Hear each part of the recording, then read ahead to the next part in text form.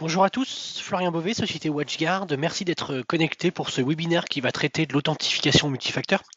Juste avant de débuter, pouvez-vous me confirmer s'il vous plaît que vous m'entendez correctement et que vous voyez correctement mon écran partagé?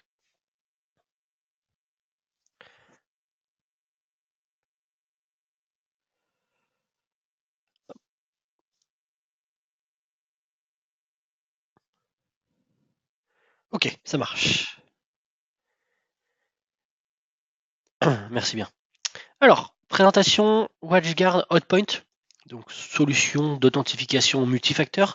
Si vous avez des questions durant la présentation, n'hésitez pas à les poser sur le panneau dédié aux questions. J'essaierai d'y répondre au fil de l'eau. Donc, quelques statistiques pour débuter. Premier chiffre, 52%.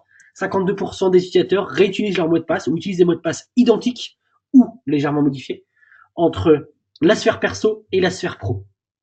Autrement dit, mot de passe utilisé par exemple pour ouvrir ma session sur le domaine, pour se connecter à ma machine, je vais le réutiliser pour consulter mes comptes en ligne. Ok. 19%. 19% des employés qui partagent leur mot de passe avec leurs collègues. Et ça, moi, je l'ai constaté par moi-même. Pour accéder à tel ou tel serveur de tel ou tel client, bah, est-ce que tu peux me filer le mot de passe? Non. Un mot de passe, ça se partage pas. Euh, c'est comme un numéro de carte bancaire. Vous n'allez pas donner votre carte bleue pour dire à votre collègue d'aller vous acheter à manger. Non. Au pire, vous allez y aller vous allez vous utiliser vous votre carte bleue, mais vous ne donnez pas votre numéro de carte bancaire. Pour moi, c'est un peu pareil sur les mots de passe. Dernier point, et j'ai envie de dire qui résulte de ce qu'on vient de voir, 81%. 81% des intrusions survenues en 2016 ont pour origine des mots de passe volés et ou vulnérables. Bon, mot de passe volé, malheureusement, vous ne pouvez pas forcément y faire grand-chose, surtout quand on voit les différentes attaques, et on reviendra dessus par la suite. Mais par contre, les mots de passe vulnérables, oui. Il y a une stat qui est sortie et qui est publique, où on voit que parmi le top 30 des mots de passe les plus utilisés, vous avez 1, 2, 3, 4, 5, 6, 7, 8. Vous avez Azerty, vous avez 1, 2, 3, 4. Bref, pour moi, c'est des choses qui sont aberrantes. Le reste, c'est juste quelques statistiques pour débuter. Exemple concret, piratage. Piratage de TV5 Monde en 2015. Je ne sais pas si vous vous souvenez, mais en 2015, TV5 a été piraté. Les pirates, lors de l'attaque, qu'est-ce qu'ils ont fait? Ils ont modifié derrière les sites internet, les réseaux sociaux où TV5 était présent, et ils ont diffusé à la place de la propagande djihadiste. Là, par exemple, sur la page Facebook, je suis IS, comme l'État islamique. Il y a également eu une interruption de diffusion. Okay. Donc, tous les médias n'étaient plus disponibles. Est-ce que vous savez comment a débuté l'attaque? Le piratage a commencé par un accès VPN utilisant identifiant et mot de passe d'un sous-traitant. Autrement dit, un prestataire de TV5 s'est fait voler des informations d'identification ou, mieux que ça, s'est fait voler une machine sur laquelle les mots de passe, le compte et mots de passe associés étaient enregistrés dans le client VPN. D'accord. Donc ça, c'est aujourd'hui clairement une problématique. Pour aller encore plus loin, vous faites une petite recherche sur YouTube, recherche sur hacker un mot de passe, et vous avez une technique de crack de mot de passe qu'on appelle le brute force ou le force brute, et vous avez X tutos sur la chaîne YouTube. Maintenant, on a plus fort que YouTube. On a l'intelligence artificielle. Donc, je pense que vous commencez à entendre parler de l'intelligence artificielle, notamment sur la partie sécu, pour tout ce qui va être détection de menaces sur des fichiers basés sur de l'apprentissage, donc du deep learning, basé sur des calculs mathématiques.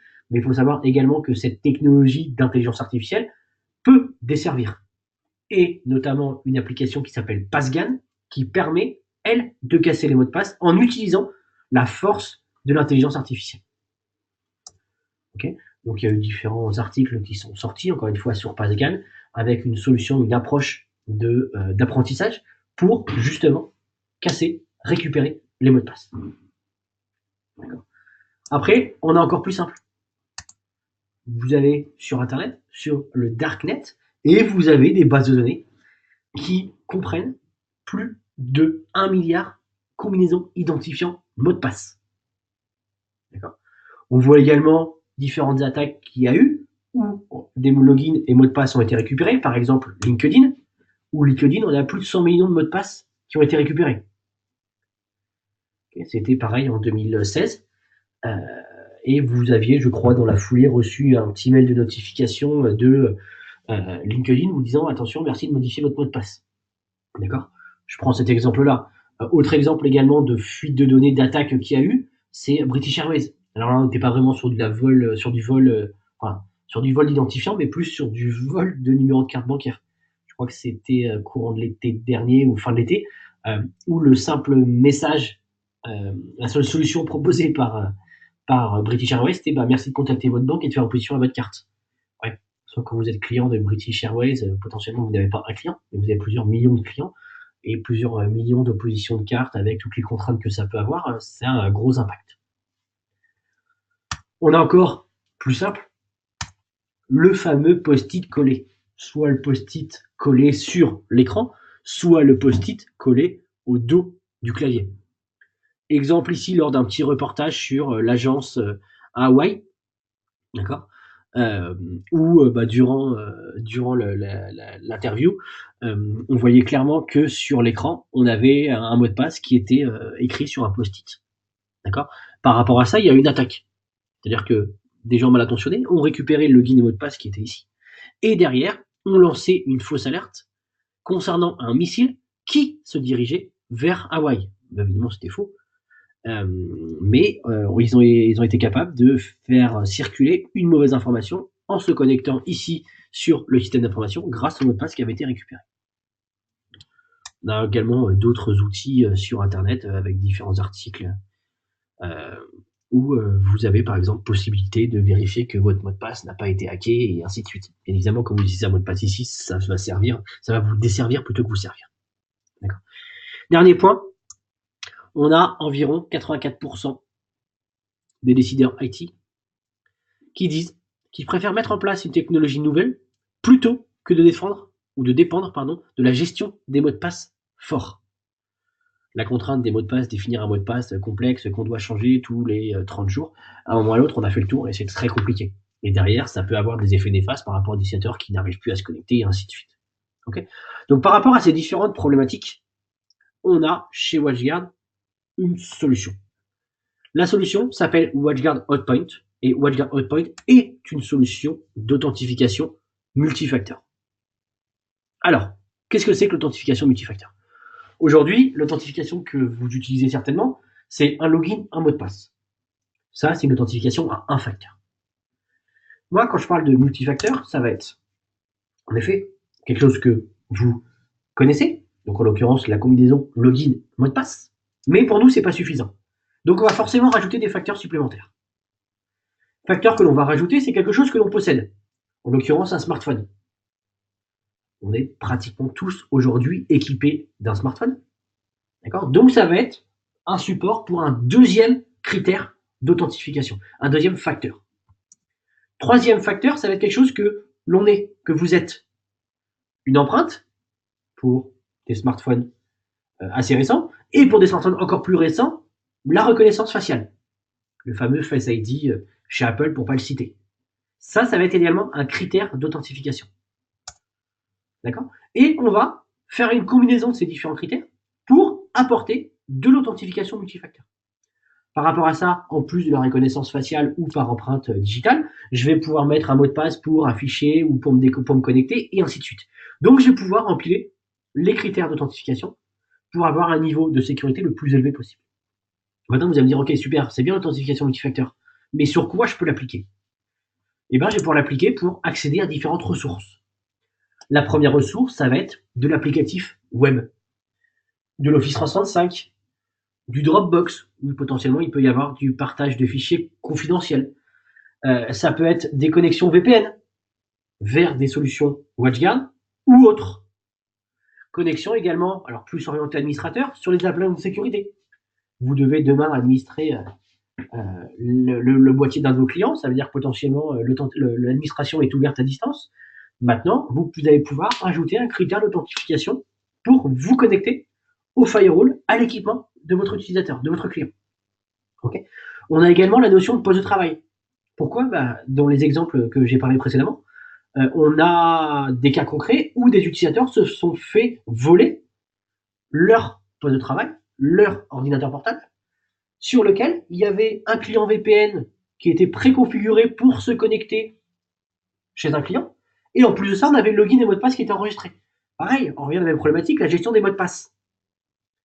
Avoir un compte chez vous pour ouvrir votre session sur le domaine, vous connecter à votre ordinateur, très bien.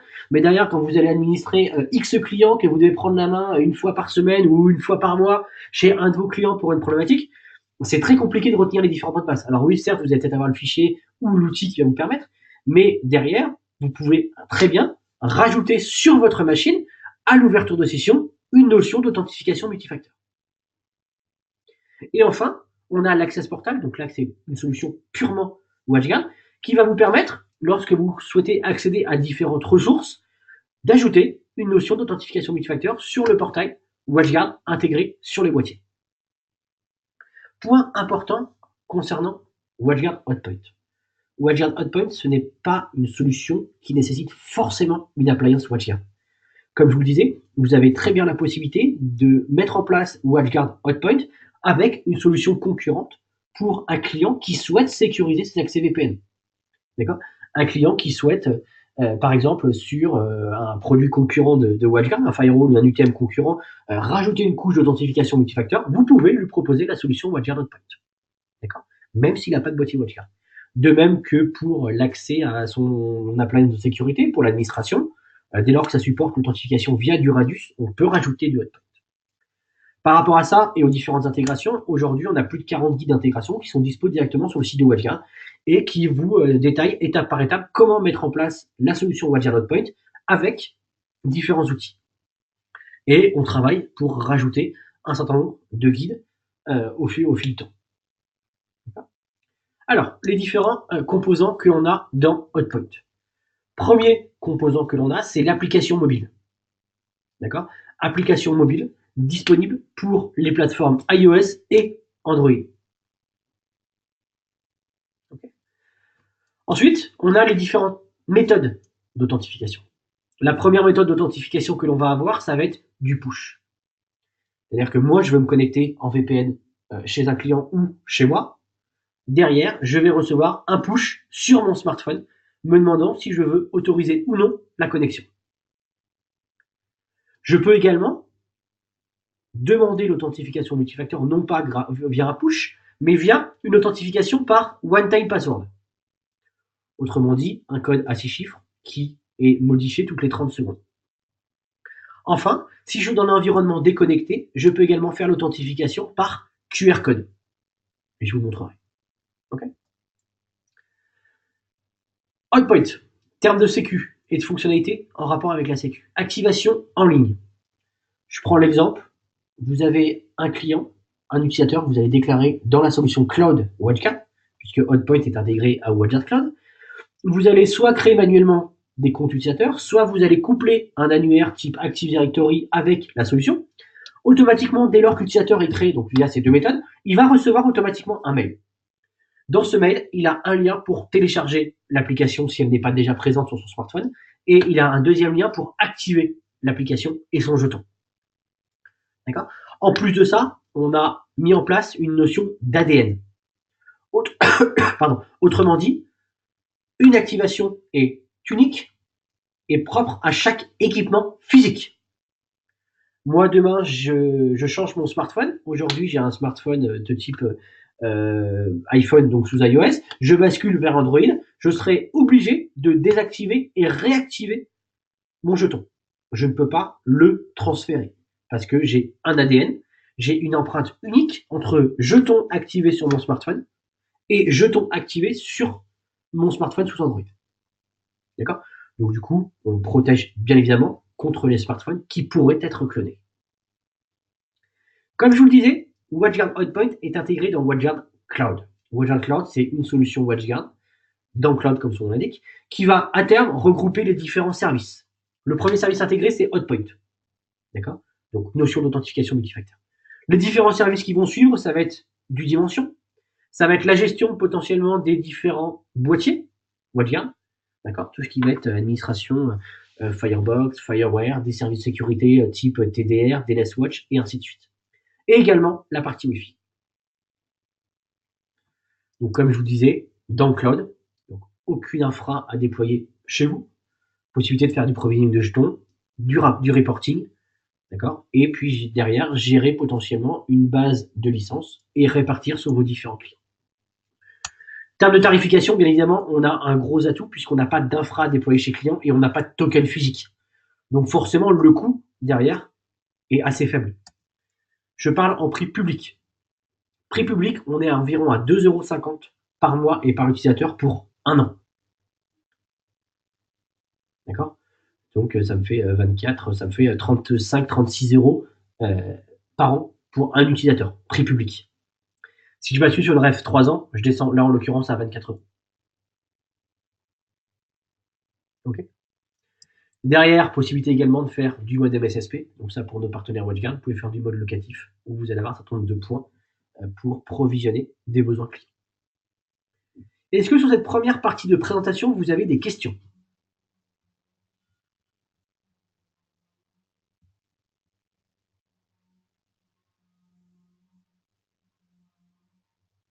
Ah, mais je vois des noms connus. Bonjour Damien, bonjour David, bonjour Nicolas, bonjour Yann. Ok, quelques noms que je reconnais. Pas de questions sur cette première partie de présentation?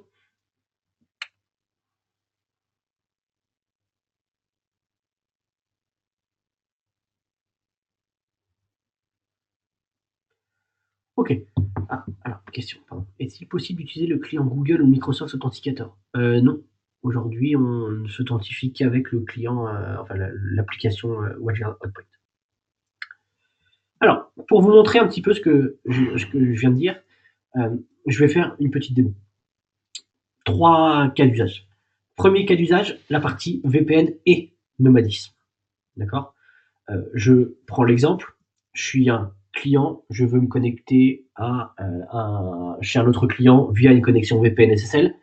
Derrière, je veux mettre en place l'authentification multifacteur pour monter ma connexion VPN. D'accord. Alors, pour ça, hop, on va faire un exemple. Je vais ouvrir un navigateur ici. Ok, je vais essayer de pas faire trop grand. Et je vais surtout essayer de partager mon smartphone. Alors, hop, tac, tac, tac, je vais faire le ménage. Je lance le partage de mon smartphone. Ok, donc mon smartphone est recopié. Vous le voyez ici, d'accord. Et en parallèle, je vais moi me connecter pour, par exemple, récupérer mon client VPNSL qui correspond potentiellement à une authentification classique de VPNSSL. 192, 168, 1, 253 /SSL VPN.html. Ok. Donc là, j'arrive sur mon portail. Je vais m'authentifier avec un compte de l'Active Directory. Hop. Et je vais recevoir normalement une petite notification sur mon smartphone, vous voyez en haut, qui me dit Hotpoint. Donc là, il me fait le deuxième critère d'authentification, le Face ID. Il n'a pas reconnu parce que j'ai pas le téléphone devant les yeux. Je le fais devant les yeux, je suis authentifié, et là, libre à moi de refuser ou d'approuver. J'approuve, j'envoie la connexion, et derrière, logiquement, la partie VPN monte. Okay. Donc là, je suis connecté sur la partie VPN. Okay. Donc ça, c'est le premier cas de figure, ultra simple, mais très courant. Une connexion VPN SSL sur laquelle je veux rajouter une couche d'authentification multifacteur. Des questions sur cette première démo?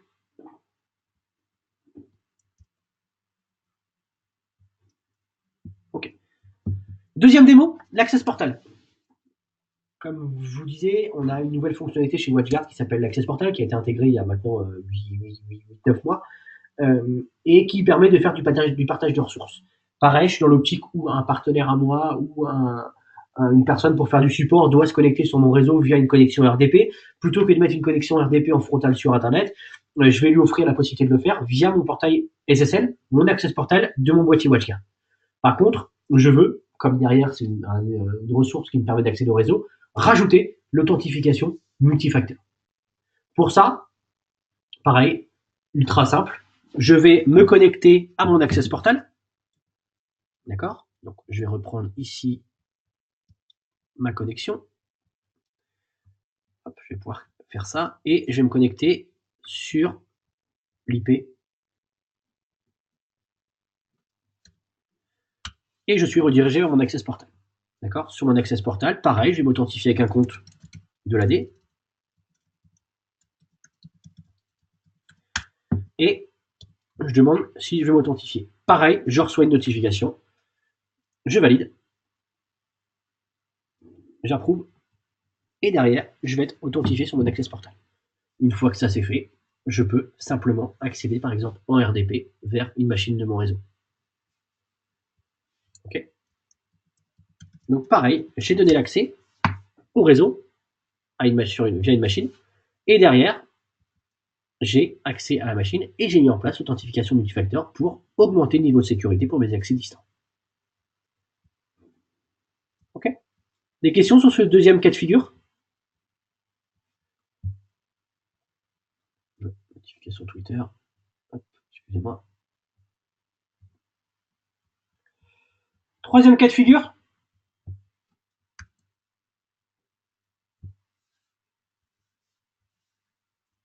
La notion de Web SSO. Le Web SSO, c'est un portail, donc Hotpoint, qui va me permettre derrière de pouvoir partager un certain nombre de ressources. D'accord? Donc là, en l'occurrence, vous voyez un certain nombre d'applications qui sont publiées, de l'Amazon, du Bamboo, du Salesforce, de l'Access Portal, bref, vous avez X ressources qui sont publiées. Pareil, je peux, pour accéder à ce portail-là, mettre en place l'authentification multifacteur avec un avantage supplémentaire. C'est que je vais avoir la possibilité de garder la notion d'authentification pour accéder à mes ressources. La notion de SSO, par conséquent, je n'aurai pas besoin de me réauthentifier pour accéder à la ressource. Okay. Alors pour ça, je vais prendre une deuxième ressource, qui est la ressource WatchGuard Corp. D'accord? Et qui va me permettre d'accéder à différentes ressources via SSO. Pour ça, j'ai un hotpoint.watchguard/watchguard. J'arrive vers un portail qui, pareil, me demande une combinaison. Ah, j'étais déjà connecté. Pardon. Hop. Connecté. Donc, qui me demande mon username. Donc, en l'occurrence, là, j'ai un compte différent.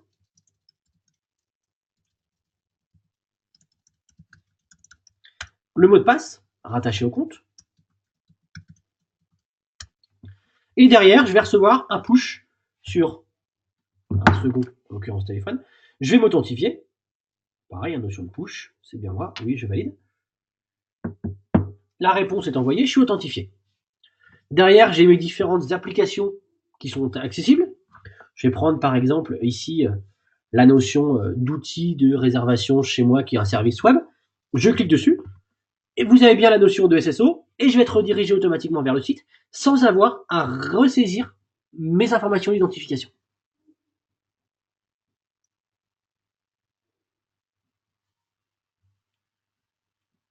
Ok. Donc là, je suis authentifié, je peux accéder à ma ressource et ainsi de suite. Ok. Donc ça, c'est le troisième cas de figure avec la notion de Web SSO. Des questions?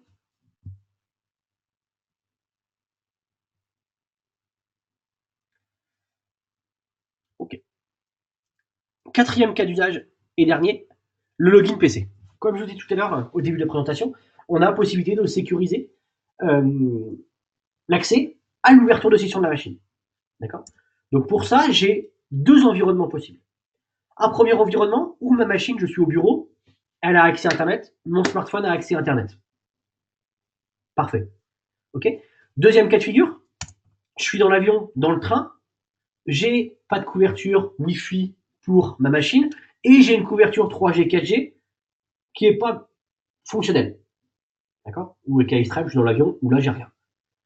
Du coup, j'ai quand même besoin de m'authentifier sur la machine, puisque je suis dans l'avion, je suis dans le transport, je vais profiter du temps que j'ai devant moi pour bosser, mais j'ai besoin du coup, par conséquent, d'avoir accès à ma machine. Donc pour ça, deux cas de figure, mode connecté, mode déconnecté. Petite démo par rapport à ça, avec une machine virtuelle, donc sur laquelle j'ai déployé l'outil qu'on appelle Hotpoint Logonap, d'accord, et qui va venir, hop, ici. Donc vous voyez, à l'ouverture de session, j'ai mon login, je suis un utilisateur lambda, j'ai sauvegardé mon mot de passe, d'accord, et derrière, je peux choisir le type de connexion. Donc premier type de connexion, c'est en mode connecté, donc en l'occurrence avec le push. Donc, je relance mon partage de smartphone.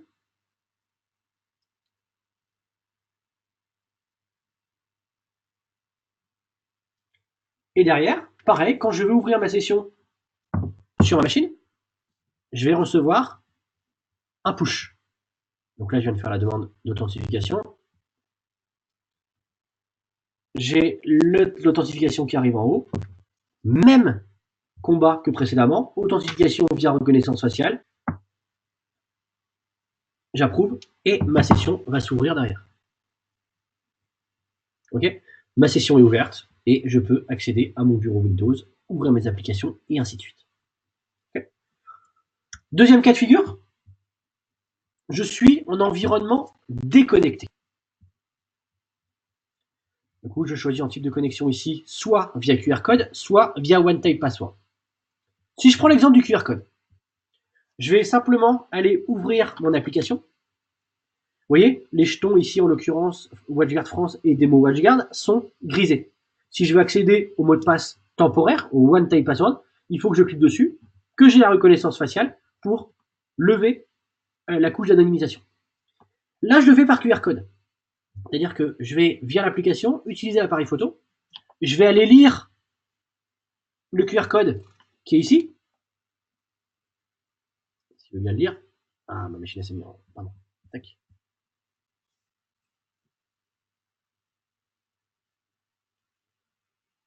Ouais, je suis avec un filtre sur l'écran, donc c'est compliqué. Voilà.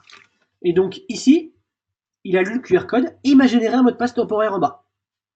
Donc le mot de passe qui m'est généré en bas, 768.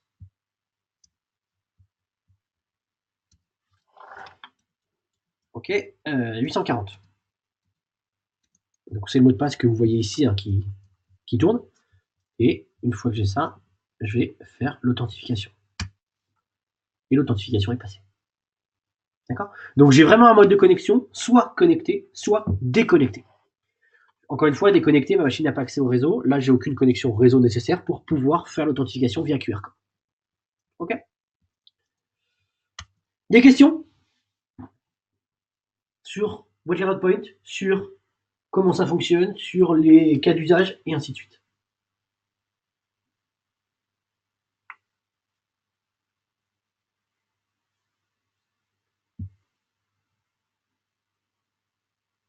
Pas de questions?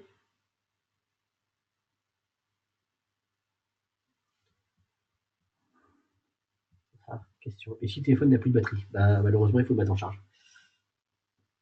Il n'a pas d'autre choix que d'avoir un téléphone qui a de la batterie.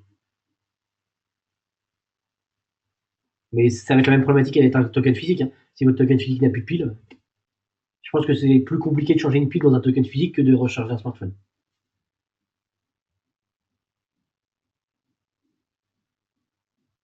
D'autres questions?